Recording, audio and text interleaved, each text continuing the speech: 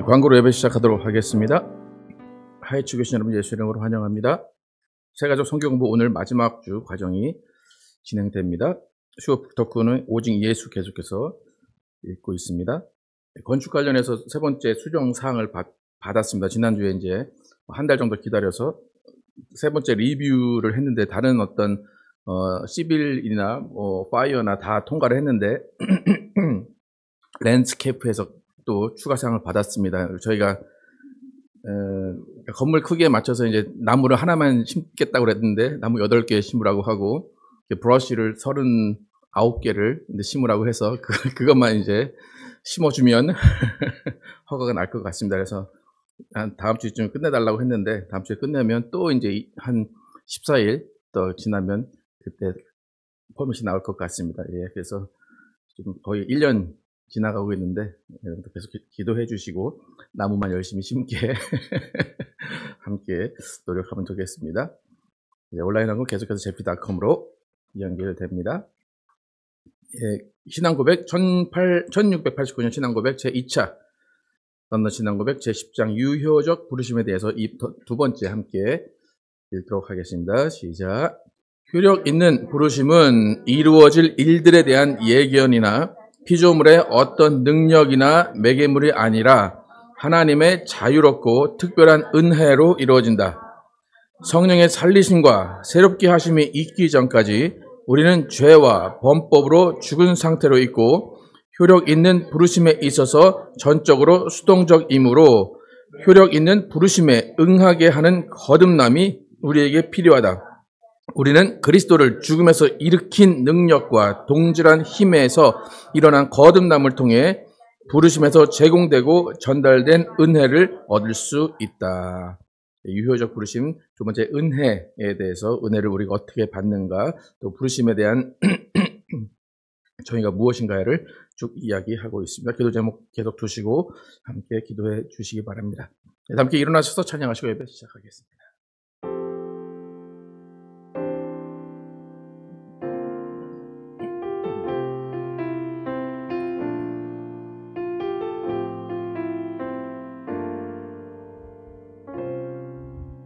우리 모두 예배하는 자 되어 온전히 영과 진리로 주를 예배하자.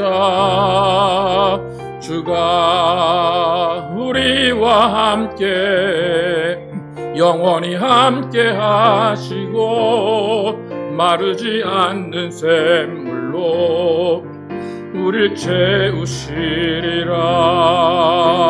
우리 모두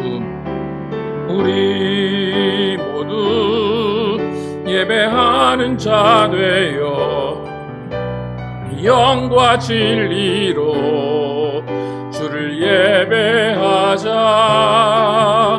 주가 우리와 함께 영원히 함께 하시고 마르지 않는 샘물로 우릴 채우시리라.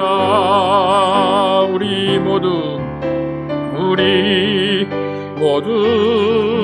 예배하는 자 되어 온전히 영과 진리로 주를 예배하자. 주가 우리와 함께 하시고 마르지 않는 샘물로 우릴 채우시리라.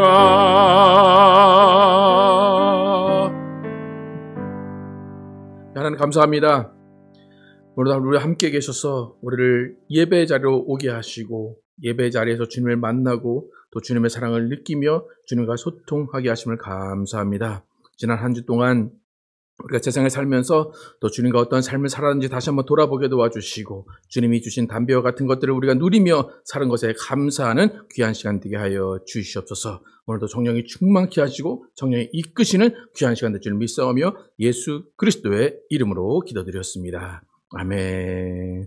함께 앉으셔서 성도여도 함께 찬양하도록 하겠습니다.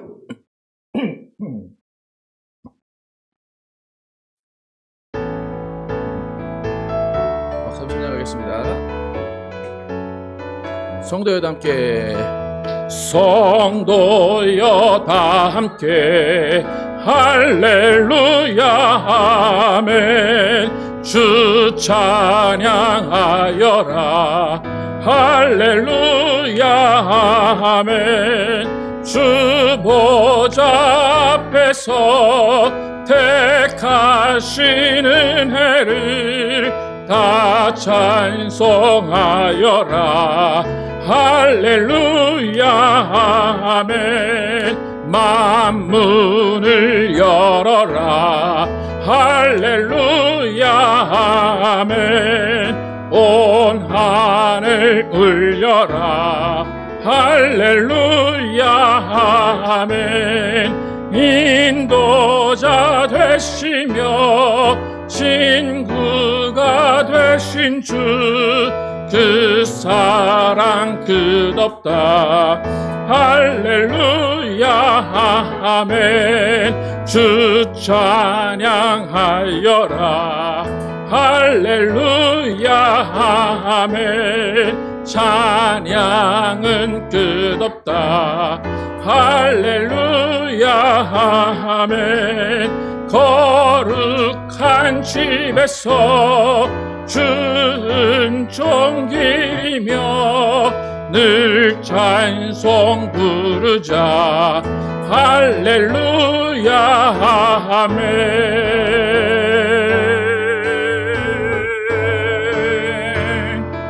아멘. 주 하나님 주신 모든 세계 함께 찬양하도록 하겠습니다.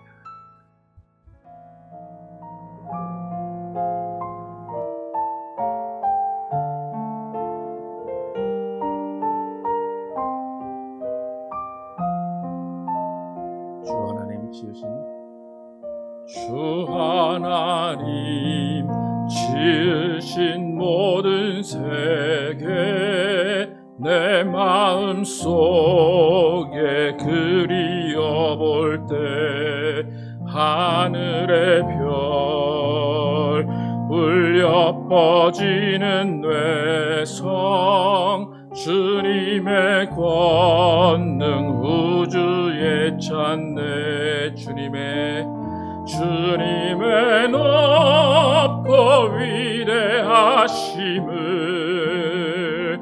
내 영혼이 찬양하네. 주님의 높고 위대하심을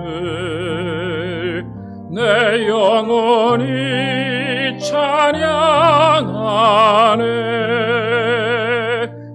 숲속이나 험한 산 골짜기에서 지저귀는 저 새소리들과 고요하게 흐르는 시냇물은 주님의 솜씨 노래하도다. 주님의 높고 위대하심을 내 영혼이 찬양하네. 주님의 높고 위대하심을 내 영혼이 찬양하네. 주 하나님 독생자 아낌없이 우리를 위해 보내주셨네. 십자가에 피 흘려 죽으신 주 내 모든 죄를 대속하셨네. 주님의 높고 위대하심을 내 영혼이 찬양하네. 주님의 높고 위대하심을 내 영혼이 찬양하네. 내 주 예수 세상에 다시 올 때 저 천국으로 날 인도하리. 나 겸손히 엎드려 경배하며 영원히 주를 찬양하리라. 주님의 높고 위대하심을 내 영혼이 찬양하네. 주님의 높고 위대하심을 내 영혼이 찬양하. 주님의 높고 위대하심, 주님의 높고 위대하심을 내 영혼이 찬양하네. 주님의 높고 위대하심을 내 영혼이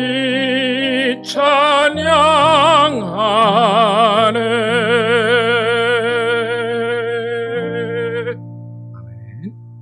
돈기도님 나오셔서 대중기도 해주시겠습니다.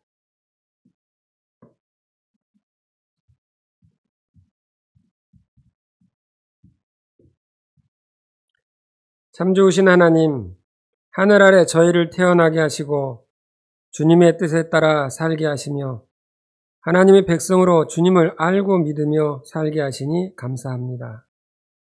하나님의 창조의 뜻이 저희를 통하여 세상에 보이기 바라며 저희가 열심을 갖든 안 갖든 저희가 잠시 주님을 잊고 세상에 묻혀 지낼지라도 주님의 뜻을 벗어나지 않는 백성으로 살게 하실 줄로 믿습니다. 자신의 큰 것을 바라지 않고 세상의 출세를 바라지 않고 오직 주님이 주신 뜻을 헤아리며 살려 애쓰는 저희 하이츠 교회의 성도들을 어여삐 여기사 각자의 삶 속에 기쁨이 넘치며 하나님을 찬양하는 하루하루 되게 하소서. 메마른 땅에 비를 내리시어 죽어가는 땅을 다시 살리시는 주님, 사람의 힘으로 할 수 없음을 알기에 주님의 처분을 기다리고 주님의 때가 되어 온 땅에 촉촉한 비를 맛보게 하시니 감사합니다. 이런 주님의 섭리를 마음 깊이 이해하고 받아들여 세상을 극복해 나가는 지혜 있는 백성들 되게 하옵소서.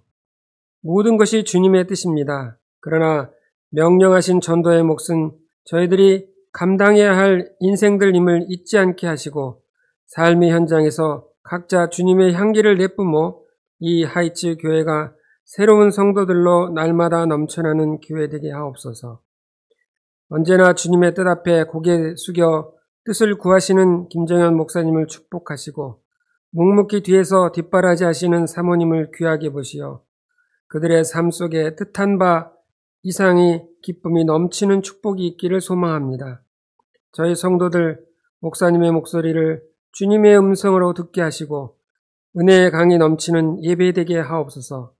각자의 애달픈 기도가 각 가정에 이루어지는 한 주간이 되기를 원하며 살아계셔서 지금도 역사하시는 예수님의 이름으로 기도드립니다. 아멘.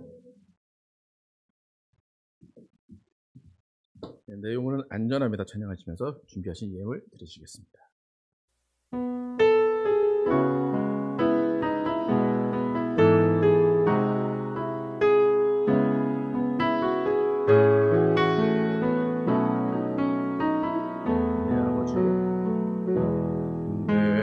아버지 그 품 안에서 내 영혼은 안전합니다. 주 손길로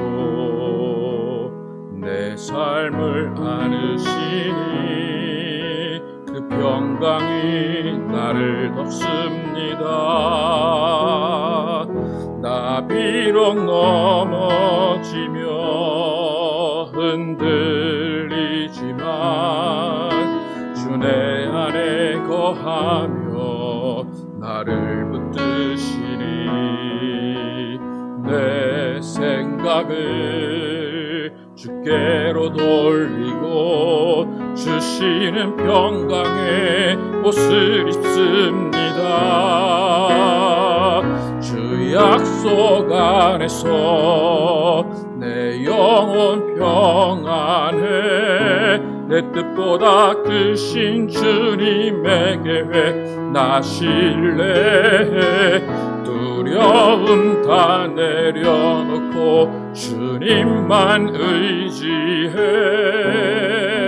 주 안에서 내 영혼 안전합니다.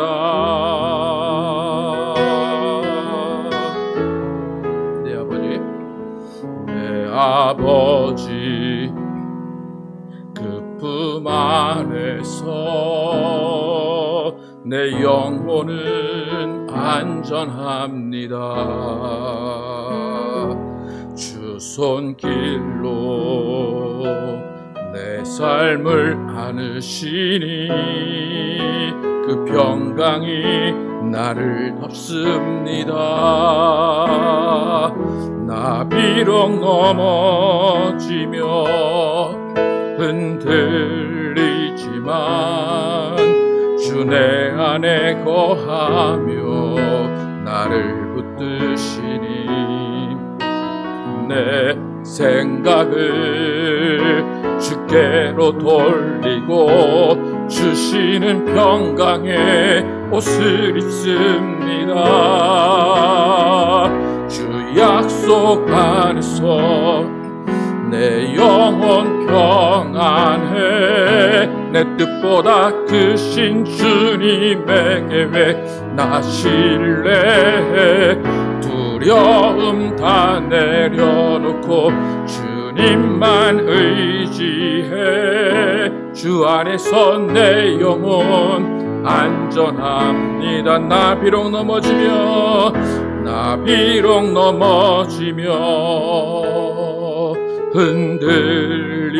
흔들리지만 주 내 안에 거하며 나를 붙드시니 내 생각을 주께로 돌리고 주시는 평강의 옷을 입습니다.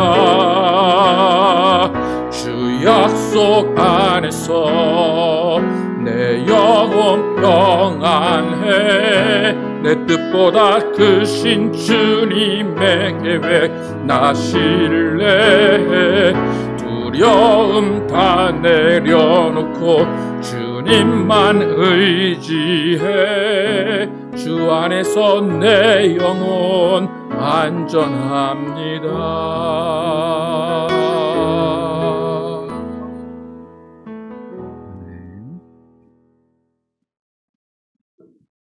하나님 감사합니다.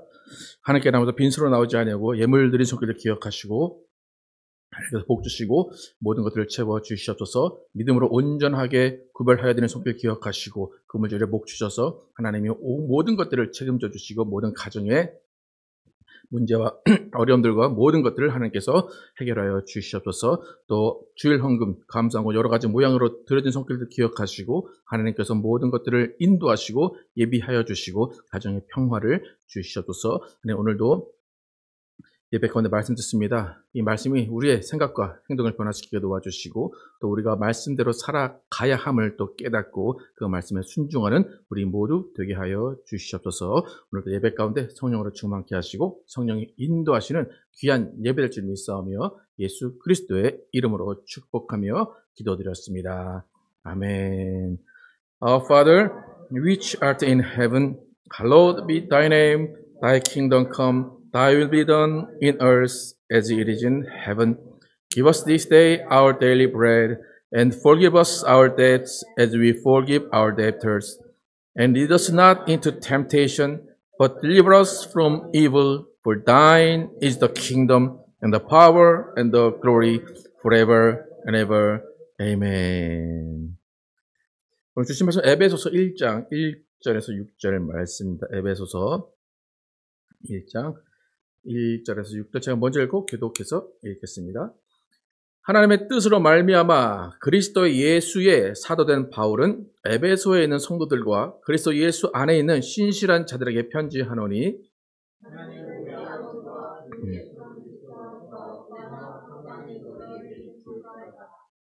찬송하리로다. 하나님 곧 우리 주 예수 그리스도의 아버지께서 그리스도 안에서 하늘에 속한 모든 신령한 복을 우리에게 주시되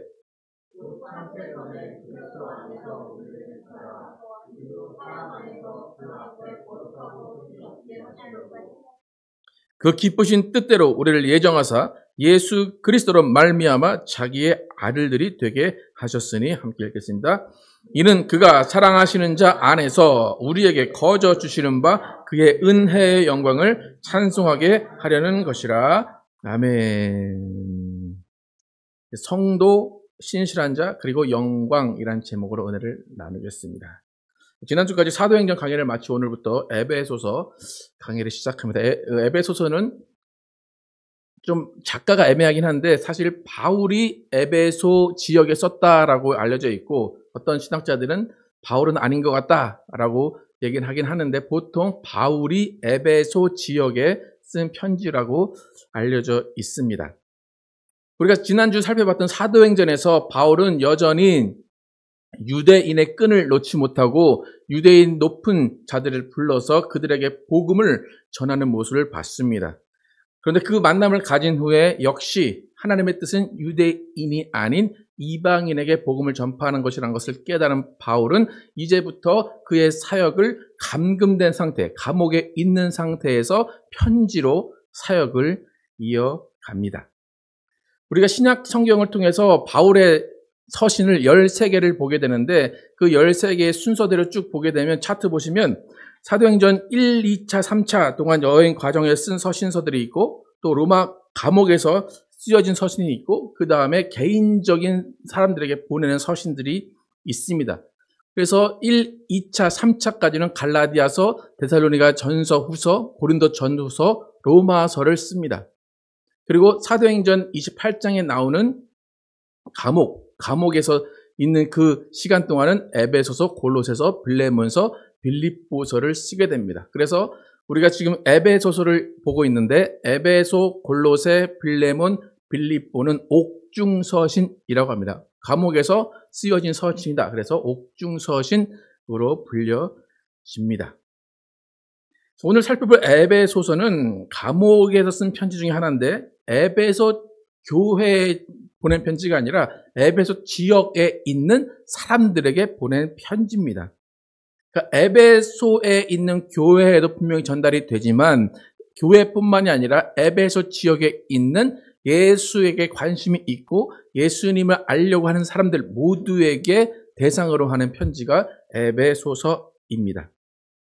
제가 지금 사도행전을 마치고 바로 에베소서를 이어가는 이유는 에베소서에 잘 보면 이방인에게 보내는 편지의 색채가 강합니다. 이전에는 바울이 비록 이방인의 도구로 선택이 됐지만 계속해서 그가 유대인의 회당에 먼저 가서 전하는 모습을 보게 됩니다. 그러면 당연히 유대인에게 맞는 복음을 전할 수밖에 없습니다. 그러니까 100% 이방인을 위한 복음이 아닌 좀 유대인에게도 맞고 이방인에게도 맞는 복음을 전하는 바울의 모습입니다. 그런데 이 에베소서는 대부분 목적하는 그 대상이 이방인이기 때문에 이방인에게 맞는 복음, 이방인들을 위한 복음을 쓴 흔적이 많이 보입니다. 그래서 제가 이번에 이방인인 우리가 어떻게 바울이 우리에게 전해진 복음을 들을 수 있을까라는 생각으로 에베소서를 선택을 했습니다. 우리는 구약과 신약을 함께 가지고 있어요. 그래서 구약을 읽다가 신약을 읽으면 때로는 내용이 좀 상충되는 것도 있고 구약을 따라야 되나 신약을 따라야 되나 하는 것들도 분명히 있습니다. 이 시대에 바울이 이방인을 전도하러 갔을 때 그때도 분명히 유대인을 위한 율법이 있었고 이방인을 위한 복음이 있었습니다. 그래서 그것이 문제가 되었을 때 교회 안에서 우리가 잘 알듯이 야고보가 예루살렘 총회에서 이방인은 이것만 하면 된다라고 짧게 정의를 해줬습니다. 바울도 그 역할을 지금 하는 것입니다. 에베소 교회, 이방인들 지역에 세운 그 교회 안에 이방인들은 이렇게 믿어야 된다. 이방인들이 살아야 되는 삶은 이런 삶이다라고 에베소서에서 확실하게 이야기를 하고 있습니다. 그래서 우리도 어쩌면 구약과 신약이 있는데 구약을 참고하되 신약에 맞는 신앙을 해야 되는 것이 더 맞습니다. 그래서 좀 축소를 할 필요도 있습니다. 그래서 그 축소를 하는 방법 중에 하나가 이렇게 바울이 이방인을 향해 쓴 복음이 어떠한가를 공부하는 것이 더 많은 도움이 될 것입니다. 자, 에베소도 가장 먼저 살펴볼 것은 바울이 에베소 사람들에게 편지를 쓸 때 어떠한 호칭을 사용했는가를 살펴볼 필요가 있습니다. 1절 함께 읽도록 하겠습니다. 1절 읽겠습니다. 시작. 하나님의 뜻으로 말미암아 그리스도 예수의 사도된 바울은 에베소에 있는 성도들과 그리스도 예수 안에 있는 신실한 자들에게 편지하노니. 에베소에 있는 사람들인데 누구와 누구입니까? 성도와 그리스도 예수 안에는 신실한 자들에게 편지한다라고 두 그룹을 나눕니다. 이 두 개의 호칭이 같은 호칭이라고 볼 수도 있지만 제가 볼 때는 같은 호칭을 같은 의미를 굳이 편지 앞에서 나눠서 쓴다는 것은 별로 효과가 없을 거라고 생각이 됩니다. 제가 볼 때는 바울의 생각에는 확실한 두 대상이 마음속에 있었다라고 생각이 듭니다. 왜냐하면 아까도 말씀드렸지만 바울의 사역 30년 동안 언제나 바울에게는 두 그룹의 대상이 있었기 때문입니다. 에베소에라는 지역에 갔을 때도 맨 먼저 유대인 회당에 갔습니다. 그래서 3개월 동안 그들을 가르쳤어요. 3개월이 지나고 나니까 그들 중에 반발이 일어나서 쫓겨나서 두란노 서원이라는 곳으로 갑니다. 두란노 서원에서 2년 동안 머물면서 이방인을 위한 복음을 전파한 사실이 에베소 지역에서 있었습니다. 그러니까 이 편지는 에베소 교회만을 위한 편지가 아니기 때문에 분명히 에베소에 있는 복음을 들었던 유대인들에게도 전해질 것이라고 바울은 생각을 했었을 것입니다. 그렇기 때문에 바울이 성도라고 부른 그룹과 그리스도 예수 안에 있는 신실한 자들이라고 부른 그룹은 나눠져 있다는 것이 분명합니다. 그렇다면 성도들은 누구를 가르치는 것일까?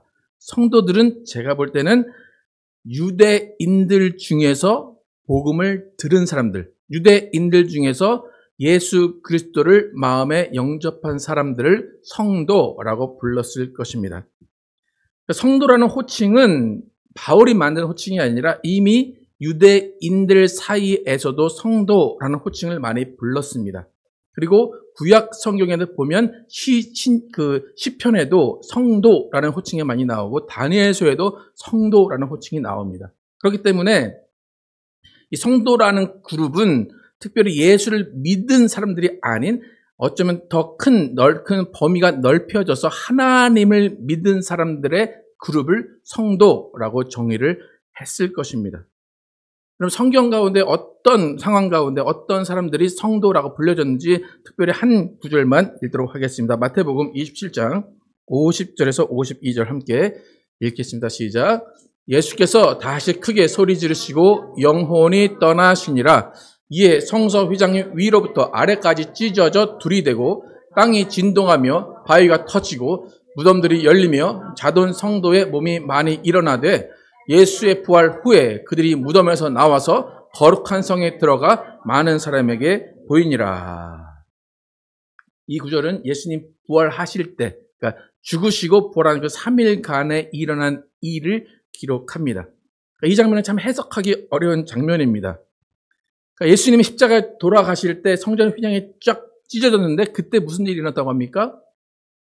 무덤들이 열리고 자던 누가 일어났대요?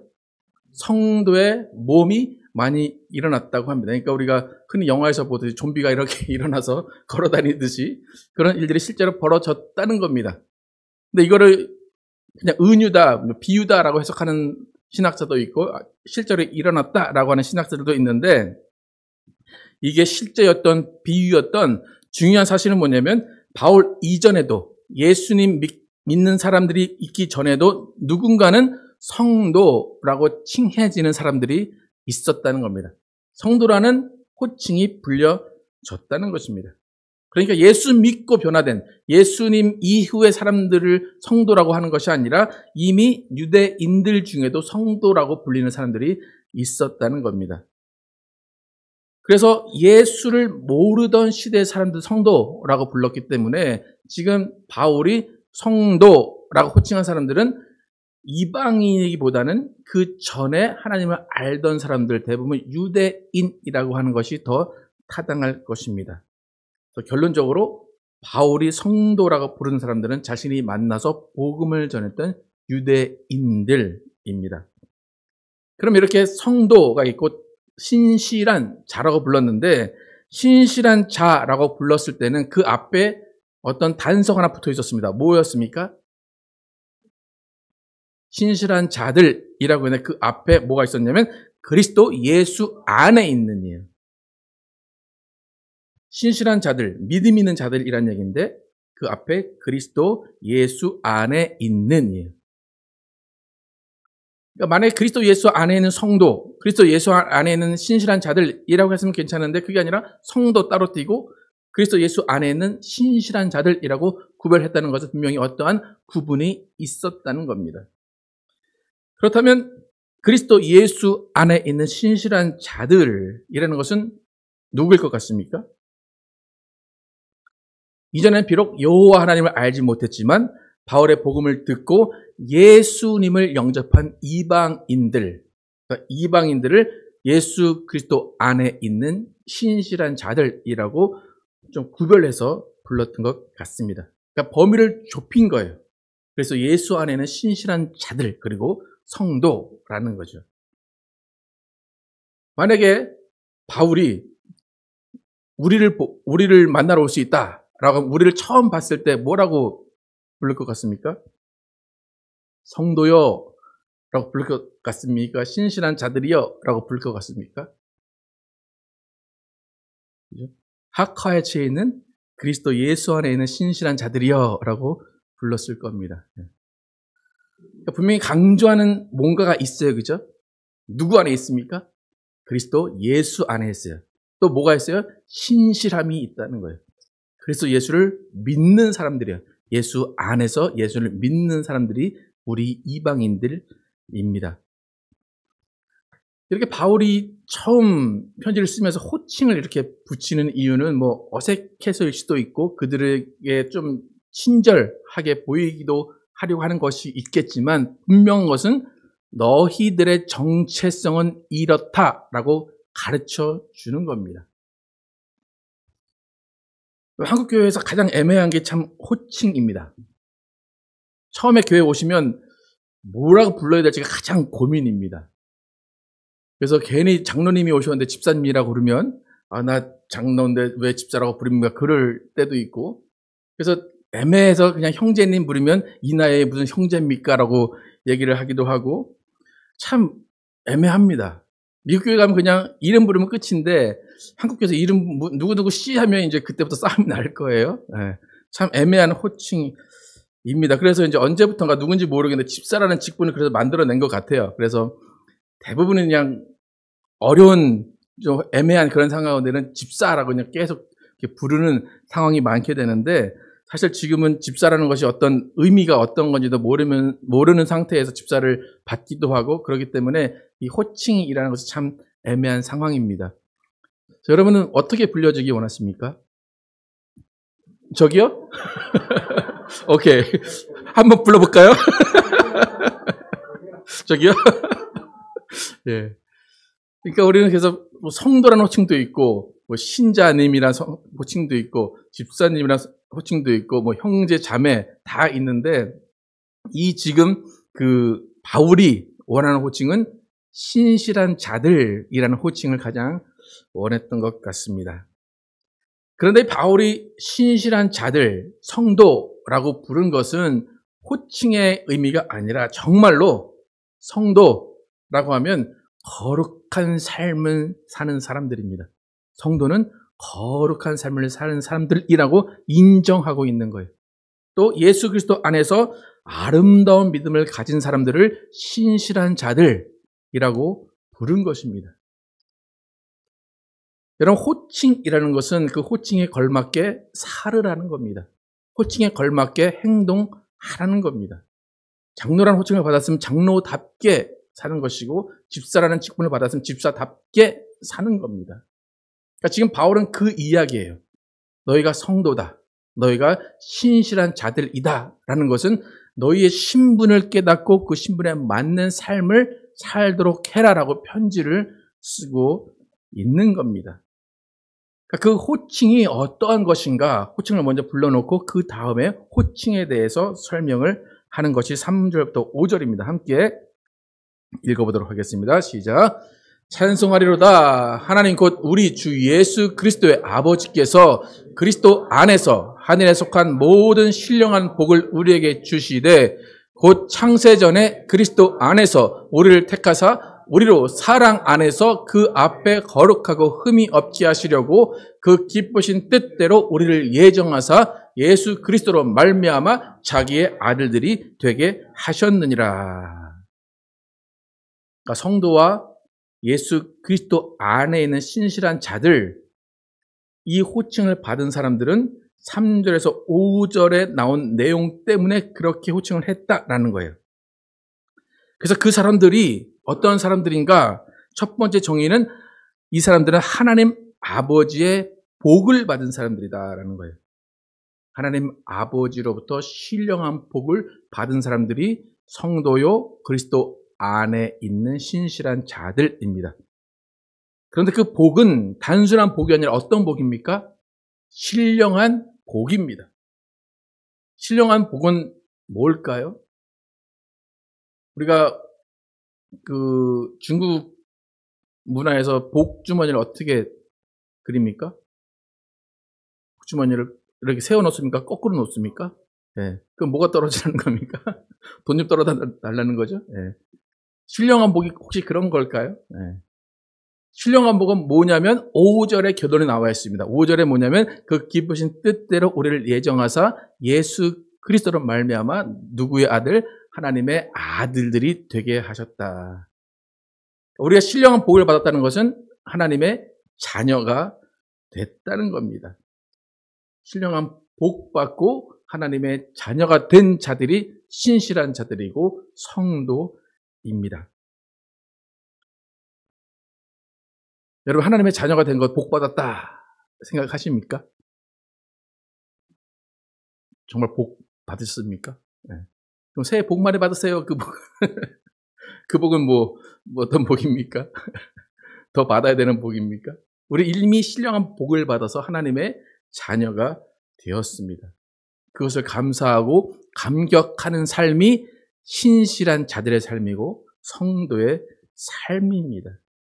그래서 우리가 신령한 복으로 하나님의 자녀가 되었다. 그런데 그 하나님의 자녀가 되는 유일한 방법은 오직 그리스도 예수 안에서입니다. 그리스도 예수 안에서 복을 받고, 그리스도 예수 안에서 신령한 자들이 되고 신실한 자들이 되고, 그리스도 예수 안에서 성도가 되는 겁니다. 그러니까 우리가 복을 받았다, 우리가 하나님의 자녀가 됐다는 것은 어떤 우리의 공로나 우리의 노력이나 우리의 선행이 아니라 오직 그리스도 예수 안에서 은혜로 받게 된 겁니다. 예수님이 모든 길을 열어주시고 은혜로, 사랑으로 우리가 하나님의 자녀가 됐습니다. 그런데 더 중요한 것은 우리가 하나님의 자녀가 되었는데, 신령한 복을 받았는데 그것이 언제 정해졌다고 좀 아까 얘기합니까?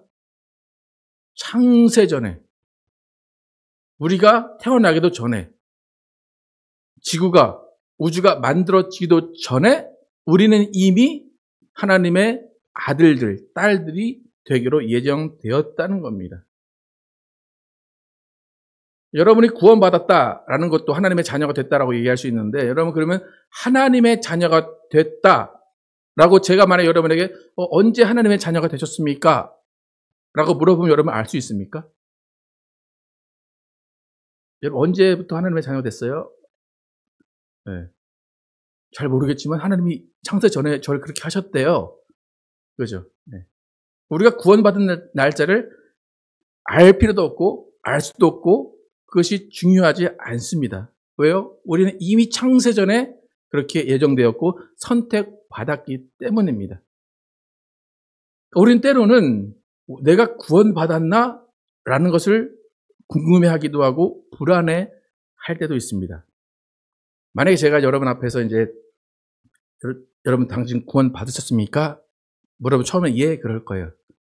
정말 구원 받으셨습니까? 그러면 예 하다가 정말 구원 받았습니까? 그러면 그렇지 않을까요? 정말 구원 받았습니까? 그러면 알아봐야겠지요? 그렇게 조금씩 내가 구원 받았다는 것을 의심하게 되거나 확신하지 못할 때가 있습니다.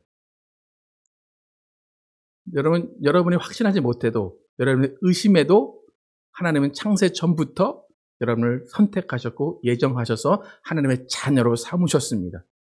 그렇기 때문에 만약에 저같이 이렇게 누가 여러분 구원 받았습니까? 여러분 몇 날 며칠에 구원 받았습니까? 물어보면 그냥 무시하시면 됩니다. 네. 그 사람이 하나님이 되고 싶은 사람이에요. 네. 그냥 여러분 어떻게 말씀하시면 돼요? 하나님이 나를 예정하셨고 그 전부터 나를 자녀로 선택하셨대요. 저는 그냥 감사할 뿐이에요. 저는 언제 구원받았는지 모르지만 하나님이 저를 그렇게 사랑하셔서 태초부터 저를 정해놓으셨대요. 오셨대요. 그렇게 말씀하시면 됩니다. 그러니까 바울도 어느 한 번 당신 구원받았습니까? 물어본 적이 없어요. 그냥 창세 전부터 당신은 예정되었습니다. 라고만 하지 당신 언제 구원받았어요? 라고 물어보지 않는다는 겁니다. 오히려 바울이 물어보는 것은 성령 받았습니까? 물어봐요. 성령을 받았습니까? 그건 물어보지만 구원 받았습니까는 물어보지 않습니다. 왜일까요? 우리의 구원은 오직 예수 안에 있는 것이고 하나님이 정하시는 것이기 때문입니다. 그래서 우리는 믿는 거예요. 그냥 신실한 사람, 믿는 사람이라는 거예요. 내가 예수 그리스도 안에 있다. 여러분 예수 안에 있다라는 거 믿으십니까? 예수님 밖에 계십니까? 어떠십니까? 여러분 예수 안에 있는 사람들입니다. 그래서 우리가 알아야 되는 것은 뭐냐면 언제 어떻게 구원받았느냐가 아니라 지금 내가 그리스도 안에 있는가예요. 내가 지금 그리스도의 사랑 안에 있는가예요. 그렇다면 내가 그리스도 예수 안에 있는 사람이고 예수로 말미암아 하나님의 자녀가 되었다라는 것을 어떻게 우리가 좀 더 확실하게 깨달을 수 있을까요? 6절 함께 보겠습니다. 시작. 이는 그가 사랑하시는 자 안에서 우리에게 거저 주시는 바 그의 은혜의 영광을 찬송하게 하려는 것이라. 이는 이라는 것은 뭐냐면 우리를 자녀 되게 하신 이유가 그런 거예요. 우리를 자녀 되게 하신 그 이유는 그가 사랑하시는 자 안에서, 그러니까 예수 안에서 우리에게 거저 주시는 바, 공짜로 주시는 바 그의 은혜의 영광을 찬송하게 하려는 것이라는 거예요.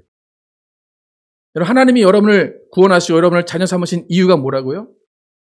은혜의 영광을 찬송하게 하려는 거예요. 여러분을 데려가다가 어디다 쓰려고, 여러분을 데려다가 뭐 노동을 시키려고 그것이 아니라 찬송하게 하시려고 여러분을 자녀로 삼아 주신 것입니다. 그의 사랑하시는 자 안에서 거저 주시는 은혜를 찬양하라. 그것이 우리를 자녀 되게 하신 이유입니다.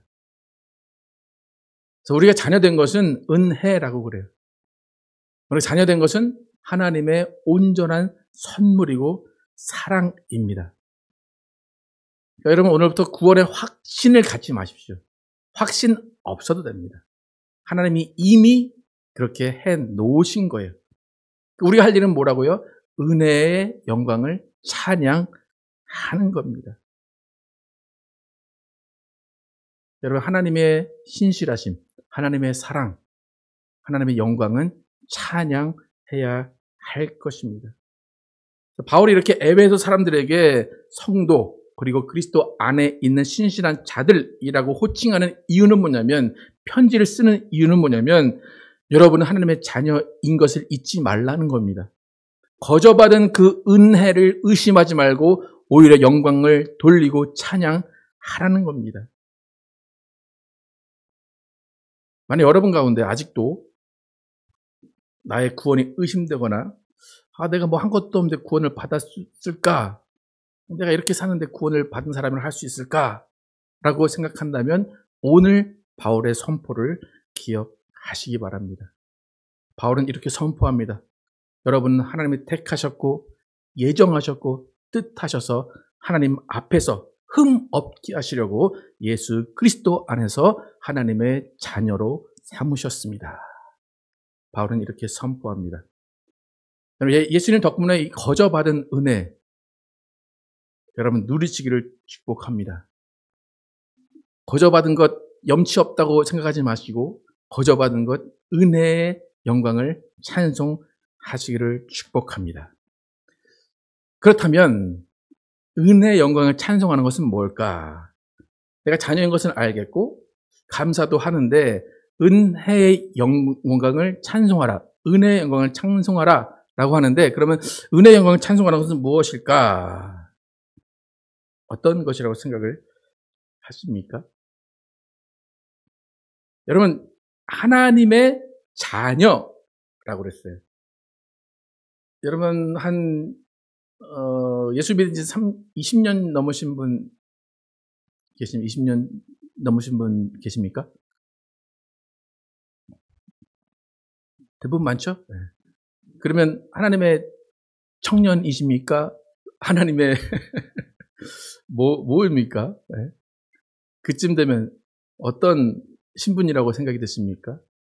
더 이상 자녀는 아니고 이제 좀 청년쯤 되고 좀 있으면 이제 뭐 거의 맘먹는 그쯤 되시는 것 같습니까? 우리는 하나님의 자녀라는 것을 분명히 알아야 됩니다. 여러분 자녀라는 것은 여러분이 생각하시는 자녀는 뭡니까? 나에게 뭘 해줘야 되는 사람 존재입니까? 아니면 그냥 있기만 해도 기뻐할 수 있는 존재입니까? 어떻습니까, 여러분?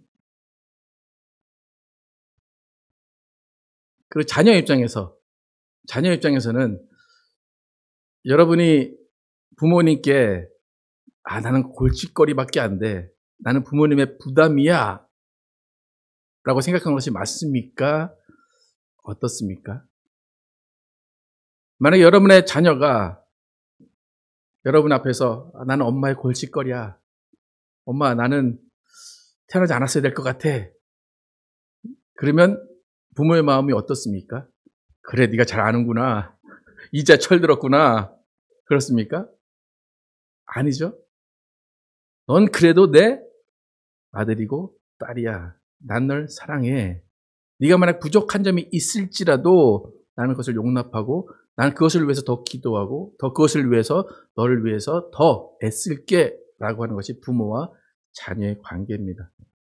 하나님과 우리의 관계도 똑같은 거예요.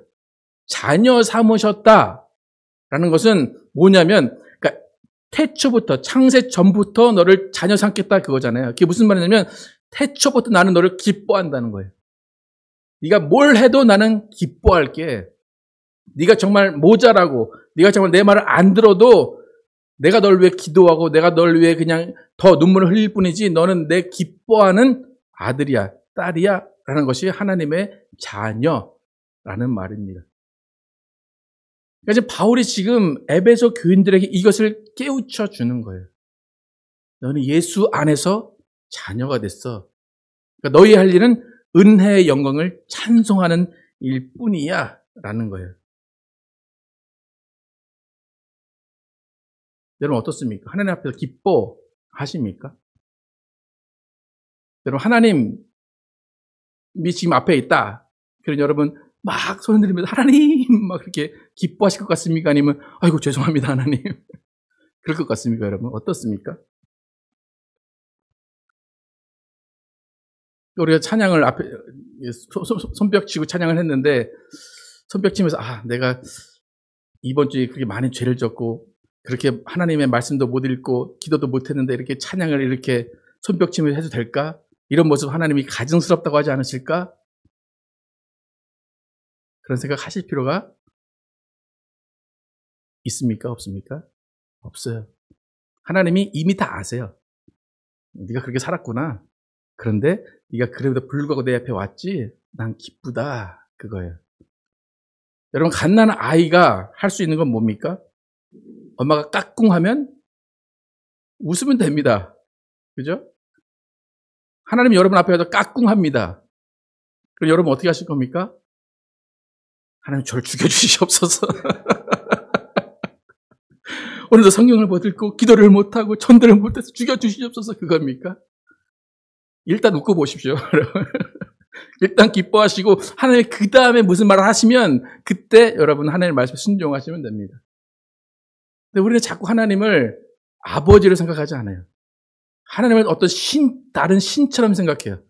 하나님은 아버지고 우린 자녀예요. 그거를 태초부터 예정하셨다는 겁니다. 그래서 바울은 그걸 믿으라는 거예요. 예수 그리스도 안에서 신실한 자들, 믿는 자들이라면 됩니다. 그래서 예수 안에서 거저받은 은혜예요. 거저받았다. 그것이 바로 은혜입니다. 여러분, 하나님 앞에서 나는 뭘 할 수 있는 사람처럼, 내가 뭘 해야 되는 것처럼 행동하지 마시고 그냥 거저받은 것을 기뻐하고 그 은혜를 찬송하고 그 영광을 찬송하는 삶을 사시기를 축복합니다. 그래서 거저받은 은혜의 영광을 찬송하는 삶, 또 그 은혜의 영광을 나누며 베푸는 삶을 사는 것이 우리의 삶입니다. 그래서 교회는 그거 하라고 모인 것이에요. 그래서 교회는 그래서 기뻐해야 되는 거예요. 교회는 그래서 사랑해야 되는 거예요. 교회는 그래서 더 행복한 곳입니다. 왜요? 하나님이 모아놓은 자녀들만 있기 때문에, 하나님이 기뻐하시는 자녀들만 있기 때문입니다. 오늘 에베소 강의를 시작했는데 여러분 자신이 누구인지 확실히 아시기를 축복합니다. 하나님의 자녀로서 내가 어떻게 살아가야 하는가 확실히 아시기를 축복합니다. 우리는 그리스도 예수 안에서 신실한 자들입니다. 예수 그리스도의 은혜로 거저 하나님의 자녀가 된 것을 기뻐하시고 그 영광의 찬양, 은혜의 영광을 찬양하는 여러분과 제가 될 예수의 이름으로 축복합니다. 찬양하실 때 우리가 영광 돌려야 될 분이 누군지, 우리가 해야 될 찬양이 무엇인지 생각하면서 찬양하도록 하겠습니다.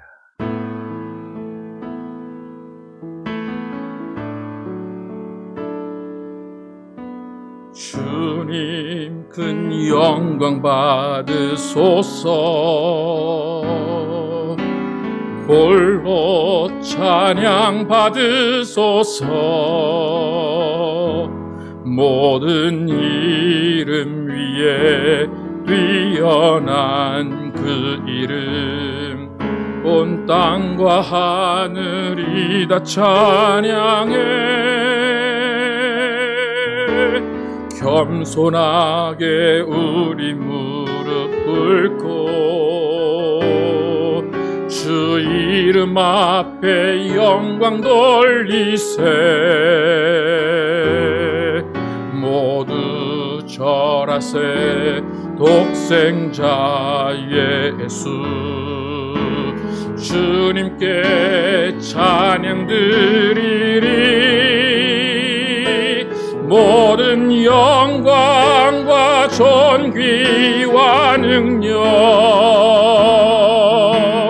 받으소서. 받으소서. 영광과 존귀와 능력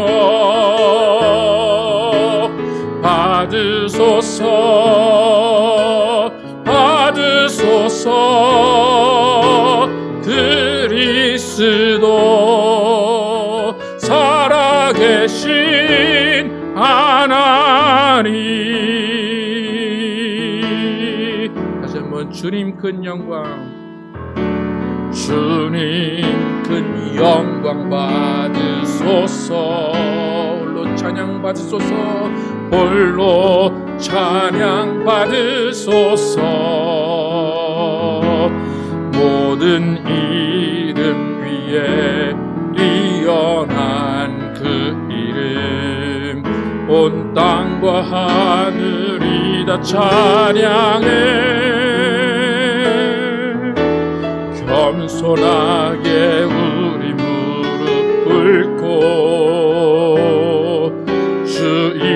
앞에 영광 돌리세. 모두 절하세. 독생자 예수 주님께 찬양 드리리. 모든 영광과 존귀와 능력 받으소서.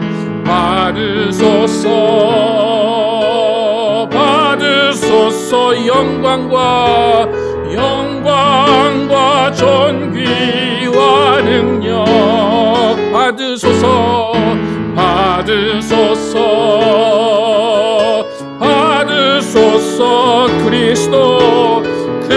그리스도 살아계신 하나님. 모든 영광과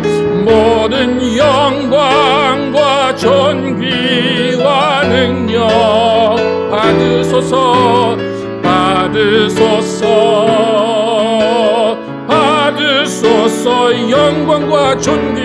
영광과 존귀와 능력 받으소서.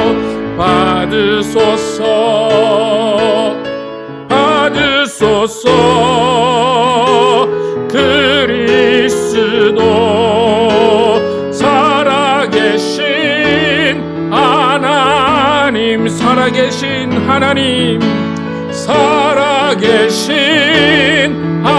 하나님. 살아계신 하나님.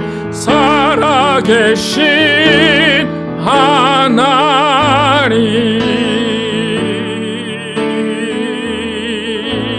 시작 기도하실 때 우리는 하나님의 자녀 되었습니다.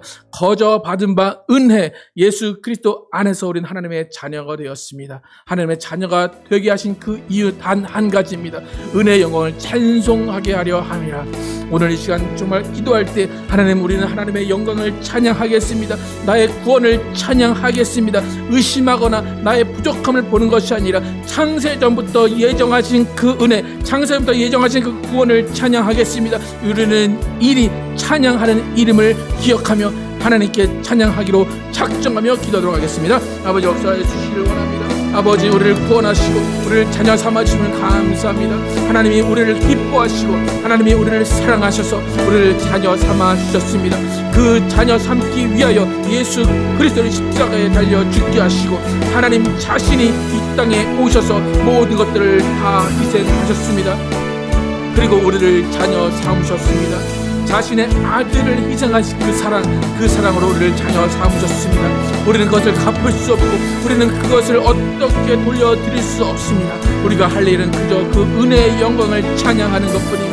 찬송하는 것뿐입니다. 찬송하며 하나님께 나아가기를 원합니다. 하나님, 우리의 연약함과 우리의 부족함을 다 아시는 분께서 우리를 창조하셨고 우리를 보고 계시고 우리를 사랑하고 계십니다. 하나님, 우리는 우리의 연약함 때문에 하나님께 나아가지 못하는 것이 아니라 그 연약함에 불구하고 우리를 기뻐하시는 하나님께 찬양하며 기쁨으로 나가게 하여 주십시오. 우리 영혼이 기뻐하게 도와주십시오. 우리 영혼이 하나님을 바라보며 기뻐하게 도와주시고 하나님을 바라보며 웃게 도와주시고 하나님을 바라보며 찬송할 수 있도록 인도하여 주십시오. 하나님, 우리 영혼의 찬양이 언제 끝쳤는지 모르는 사람들이 있습니다. 하나님을 바라볼 때 찬양하지 못하고 언제나 하나님께 나아갈 때 하나님을 두려워하는 사람들이 있습니다. 하나님을 두려워하지 않게 도와주시고 정말 하나님을 기뻐하게 도와주시옵소서. 오직 하나님이 명하신 그 말씀을 지키는 것을 기쁨으로 지키게 도와주시고 사랑으로 지키게 도와주시고 오직 주님 안에서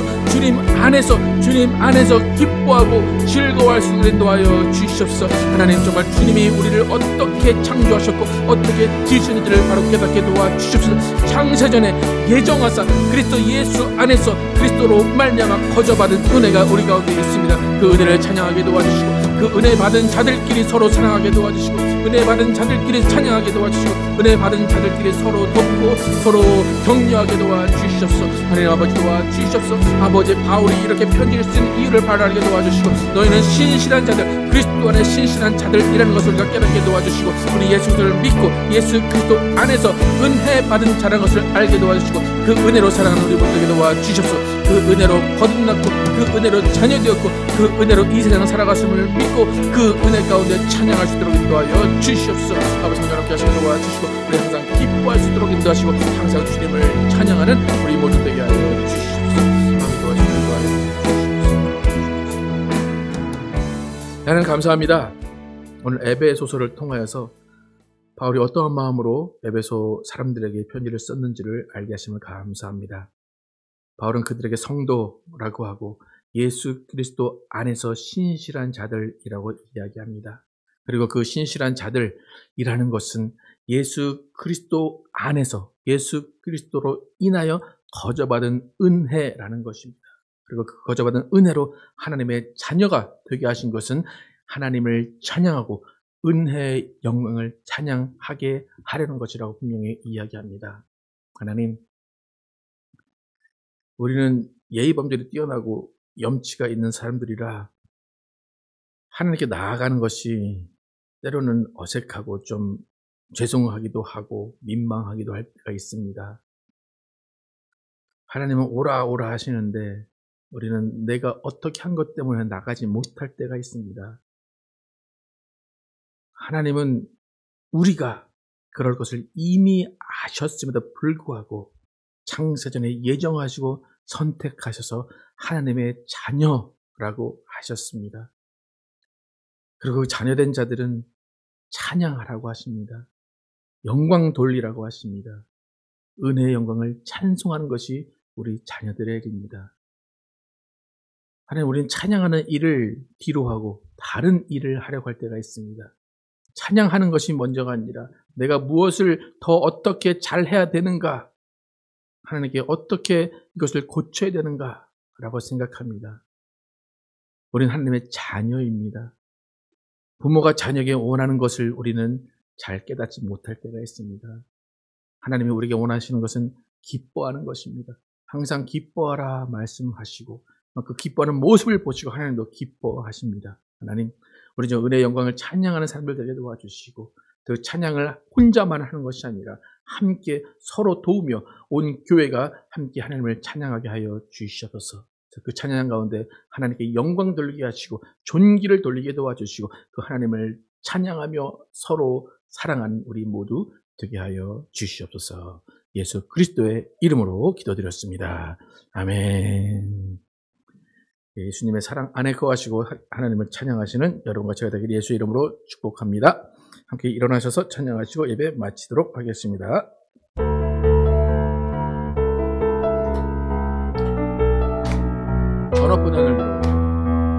저 높은 하늘 위로 맑은 태양 떠오르듯이 난 주저앉지 않으리.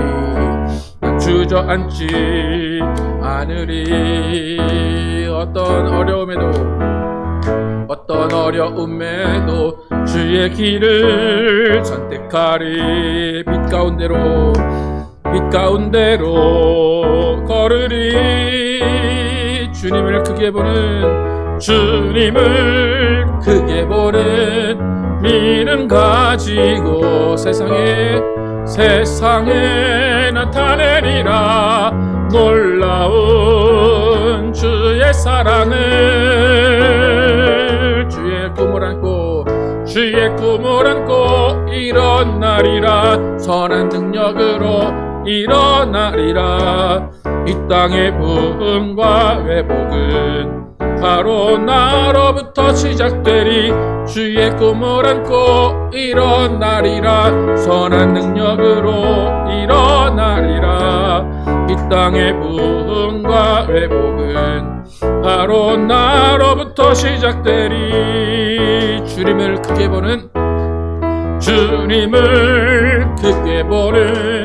믿음 가지고 세상에 나타내리라. 놀라운 주의 사랑을 주의 꿈을 안고 일어나리라. 선한 능력으로 일어나리라. 이 땅의 부흥과 회복은 바로 나로부터 시작되리. 주의 꿈을 안고 일어나리라. 선한 능력으로 일어나리라. 이 땅의 부흥과 회복은 바로 나로부터 시작되리.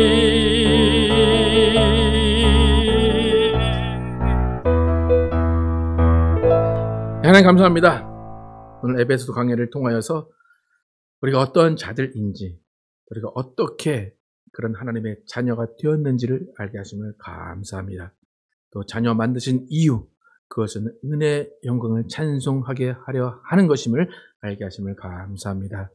하나님, 우리 인생은 찬송하는 인생 되게 도와주시고 기뻐하는 인생 도와주시고, 정말 그 가운데서 하나님을 만나서 때로는 회개도 하고 때로는 하나님께 눈물도 흘리지만 하나님의 그 모든 것들이 태초부터 우리를 자녀 삼으신 것에 포함되어 있다는 것을 기억하고 감사하는 우리 모두가 되게 하여 주시옵소서. 이제는 우리 구주 예수 그리스도의 은혜와 하나님 아버지의 극진하신 사랑과 성령님의 내주 감동 교통하심이 하나님 안에서, 그리스도 예수 안에서 자녀되어서 은혜의 영광을 찬송하는 삶을 살기로 결단한 모든 자들 위해 영원토록 함께 계시기를 축원하옵나이다. 아멘.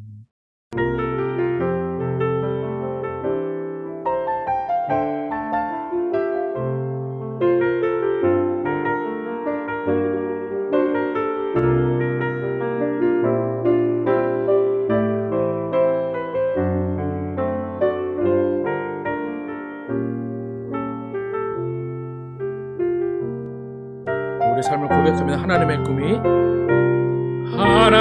꿈이 나의 비전이 되고 예수님의 성품이 나의 인격이 되고 성령님의 권능이 나의 능력이 되기 원하고 바라고 기도합니다.